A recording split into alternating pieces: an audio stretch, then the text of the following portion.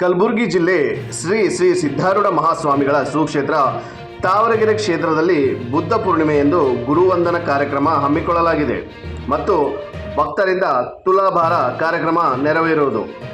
ಇಂದು ಬೆಳಗಿನ ಜಾವ ಪ್ರತ್ಯಂಗಿರ ಹೋಮ ಮತ್ತು ಸಂಗೀತ ಕಾರ್ಯಕ್ರಮ ನೆರವೇರುವುದು.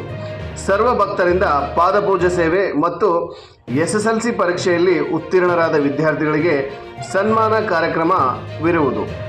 ಅನೇಕ ಮಠಾಧೀಶರು ಮತ್ತು ರಾಜಕೀಯ ಗಣ್ಯ ವ್ಯಕ್ತಿಗಳು ಆಗಮಿಸುವರು. ಗುರುವಂದನ ಕಾರ್ಯಕ್ರಮದಲ್ಲಿ ಗುರುಗಳಿಂದ ಪೌರ್ಣಿಮೆಯ ಮಹತ್ವವನ್ನು ತಿಳಿ ಹೇಳುವರು ಮತ್ತು ಪ್ರಸಾದ ವ್ಯವಸ್ಥೆ ಇರುವುದು. ಗುರುಗಳ ಆಶೀರ್ವಚನ ಕೇಳಲು ಅನೇಕ ಭಕ್ತಾದಿಗಳು ಆಗಮಿಸುವರು.